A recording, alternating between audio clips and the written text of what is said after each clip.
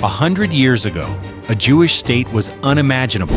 70 years ago, the Western Wall was out of reach. 10 years ago, Jewish prayer on the Temple Mount could get you arrested. June 2025, that changed. Jews can now pray openly, sing, dance across the entire compound. January 2026, prayer pages permitted for the first time in years. July 2025, a red heifer ceremony performed with a Cohen priest. October 2025, the U.S. Congress passed its first ever resolution recognizing Israeli sovereignty over the Temple Mount. Each impossible milestone has fallen. The state exists, the wall is accessible, prayer is permitted, and now, the question nobody's asking out loud but everybody's thinking. If each impossible thing became possible, why not the temple itself? Why not now? The preparation suggests someone's asking that question seriously. In June 2025, a policy changed that hadn't budged in decades, and it changed everything. For years, the rules on the Temple Mount were strict. Jews could visit, but they couldn't pray. Not out loud, not even whispered prayers. Security guards watched for moving lips. If you were caught praying, you'd be removed, sometimes arrested. This was official policy enforced by Israeli police to maintain the status quo. Then June 2025 arrived. National Security Minister Itamar Ben-Gvir issued new policing guidance. The ban on Jewish prayer was effectively lifted. Jewish visitors could now pray openly, sing, dance, move freely throughout the entire Temple Mount compound. What could get you arrested last year became your legal right this year. But that was just June. January 2026 took it further. The Jerusalem Post reported a new development. The Israeli police began allowing Jewish visitors to bring prayer pages onto the Temple Mount. Written prayers, religious texts, materials that were previously confiscated at the entrance. Prime Minister Netanyahu backed these changes. He dismissed warnings from critics who said this breaches decades-old arrangements with Jordan. And people are responding. Jewish visits to the Temple Mount used to number around 30,000 to 51,000 per year. Under the new policies, those numbers have surged dramatically. One activist put it this way: 100 years ago, the state of Israel was unimaginable. Then the Western Wall was out of reach. A decade ago, praying on the Mount seemed impossible.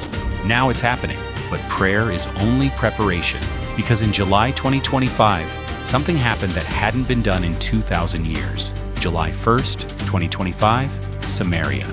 A ceremony that the ancient priests would recognize, but most of the modern world missed completely. According to reports from Charisma News, a ritual took place that day involving a Cohen, a Jewish priest from the priestly lineage, a red heifer, and the specific elements described in the Book of Numbers. Byron Stinson, who documented the event, described it as a legitimate ritual that followed biblical commands.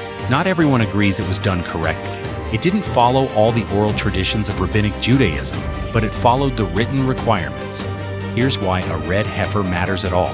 Numbers chapter 19 lays out a specific requirement. Before anyone can serve in the temple, they must be ritually purified. The purification process requires the ashes of a red heifer, not brown, not spotted, completely red, without blemish. The heifer is burned with cedar wood, hyssop, and scarlet thread. The ashes are mixed with water, and that mixture purifies those who will enter the temple. Without it, temple worship cannot begin, and it hasn't been done since 70 AD. When the Romans destroyed the Second Temple, the practice stopped. For nearly 2,000 years, no red heifer ceremony, until July 2025. The ceremony was performed. Whether it meets every rabbinical standard is debated, but the fact that it happened at all signals something. A small but growing group of Jews aren't waiting anymore. They're preparing now. The ceremony happened. The ashes exist. But who's actually pushing for this? And how close are they to real power? 16 out of 31. That's how many ministers in Netanyahu's current government officially support temple reconstruction principles. That's a majority. This isn't fringe anymore. In the Israeli government right now, more than half the cabinet ministers are counted among what sources call the Temple Group's bloc. These aren't backbench politicians. These are ministers from both Likud and religious Zionist parties, decision makers, budget controllers. The temple movement has gone from the margins to the mainstream of Israeli politics, and the money proves it. The Israeli government has been paying the Temple Institute over $85,000 annually for educational services. Between 2008 and 2011, government ministries supported temple organizations at an average of approximately $105,000 per year. That's taxpayer funding. When governments fund something, they legitimize it. Then October 2025 happened. For the first time in United States history, Congress introduced a resolution recognizing Israel's sovereignty over the Temple Mount. Congresswoman Claudia Tenney of New York spearheaded it. The resolution calls for equal access to the site for Christians, Jews, and Muslims. An American congressional resolution doesn't change facts on the ground immediately, but it signals a shift in international political support. Political support is growing, funding is flowing, international backing is emerging, but there's still one massive, impossible obstacle, and it's sitting right where the temple needs to be.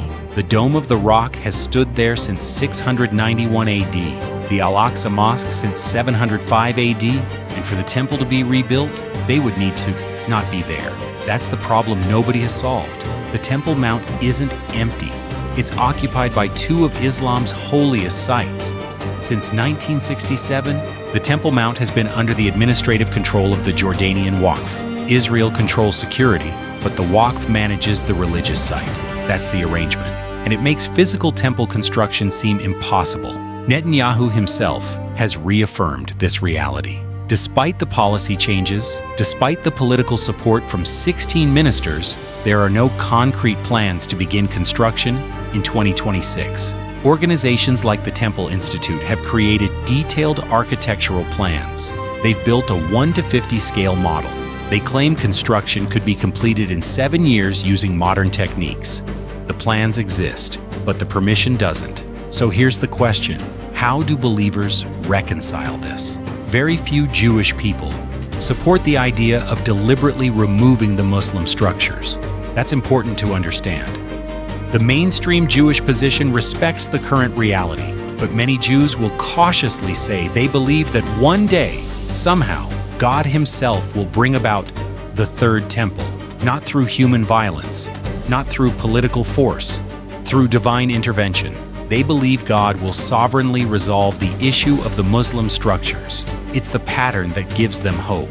Each milestone seemed impossible until it wasn't. The state was established in 1948. The Western Wall was reclaimed in 1967. Prayer is now permitted in 2025. Each generation saw the impossible become reality. So why not the temple itself? Not that humans will force it, but that God will make it happen the same way He made the other impossible things happen. So they're not planning to do anything. They're planning to wait for God to do something. But they're still preparing, which raises the question, who exactly is preparing? Most Orthodox Jews say, wait for the Messiah. A growing minority says, start preparing now. And that minority is gaining influence. In mainstream Orthodox Judaism, the rebuilding of the temple is generally left to the coming of the Jewish Messiah and to divine providence. Most Orthodox scholars reject any attempts to build the temple before the Messiah comes. They point to uncertainties, doubts about the exact location, questions about proper procedures. For them, this is something only the Messiah can resolve. But there's a growing minority who see it differently. A few organizations, representing a small percentage of Orthodox Jews, want to see construction in present times. The Temple Institute is the most prominent. They've spent decades on preparation, reconstructing temple furnishings, training priests, creating architectural plans. They're not waiting for the Messiah to do it all. They're preparing now, so that when the moment comes, however it comes, everything is ready. The political shift proves it. Those 16 ministers in Netanyahu's government represent this activist minority perspective becoming mainstream in Israeli politics. What was once a fringe religious idea is now adopted by more than half the cabinet. The minority view is gaining political power, government funding, and public visibility. And many Jews who don't actively support construction still believe it will happen somehow. The sentiment is spreading. The hope is increasing. The impossibility feels less impossible with each milestone that falls. Jewish theology is divided, but Christian theology is divided too. And both divisions center on the same question. Is there going to be a physical third temple? Christians can't agree either. Some say the temple prophecies were already fulfilled in 70 AD. Others say the most important fulfillment is still ahead. The dispensationalist view says a physical temple is coming. Many evangelical Christians believe that New Testament prophecies about the Jewish temple were not completely fulfilled when the Romans destroyed Jerusalem in 70 AD. They point to specific passages. Daniel chapter 9, verse 27 talks about sacrifice and offering ending. Matthew 24:15 has Jesus warning about the abomination of desolation standing in the holy place. 2 Thessalonians 2:4 describes someone who will sit in the temple of God, claiming to be God himself. For these Christians, you can't end sacrifices that aren't happening. You can't desecrate a temple that doesn't exist. So they believe a physical third temple will be built at least by the midpoint of what they call the 7-year tribulation period. That's why they're watching these developments closely. The spiritual temple view sees it completely differently. After the Jewish leadership rejected Jesus, this perspective teaches he built a new kind of temple, not with stones and bricks, but with people, a living temple. 1 Corinthians 3:16 says believers are God's temple. 2 Corinthians 6:16 says we are the temple of the living God. Ephesians 2:19-22 describes believers being built together to become a dwelling where God lives by His Spirit. For Christians who hold this view, the temple prophecies are already fulfilled spiritually. Believers are the temple.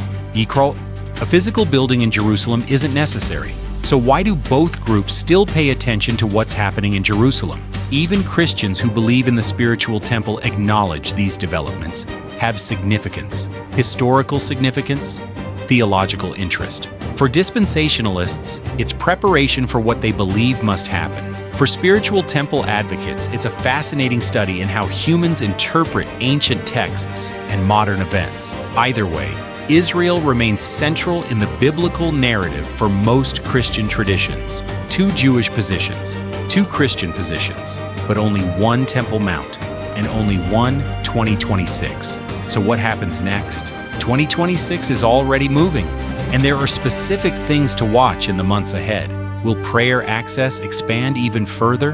Right now, Jews can pray openly, bring prayer pages, move freely across the Temple Mount, but they still can't bring in religious objects. No Torah scrolls, no prayer shawls. Will those restrictions fall next? Will more governments follow the U.S. Congress? Each policy change seemed impossible until it happened. Each milestone fell faster than the previous one. The pattern is acceleration, not slowdown. The Temple Institute isn't slowing down either. They have complete architectural plans, a detailed model, trained priests, reconstructed furnishings, a 7-year construction timeline mapped out. Everything is ready except permission. But here's what almost no one's discussing publicly. There's a technical solution that some architects and religious scholars have quietly explored. A way to build a Jewish temple on the Temple Mount without touching the Dome of the Rock or Al-Aqsa Mosque. A specific location on the Mount. Enough space, they claim, for both to coexist. Whether this is religiously acceptable to all parties is another question entirely. Whether it's politically possible is yet another. But the fact that it's being discussed at all shows how seriously some people are taking this. And there's one more development coming in 2026 that could shift everything. Elections, political realignments, international pressure points. The Abraham Accords proved that peace agreements can change the regional landscape overnight. What seemed impossible in 2019 was signed in 2020. If another regional agreement emerges, if another diplomatic breakthrough happens, if another impossible barrier falls, what comes after prayer? What comes after preparation? What comes after the last milestone? Because if the pattern holds, the next impossible thing becomes possible, and the temple isn't theoretical anymore.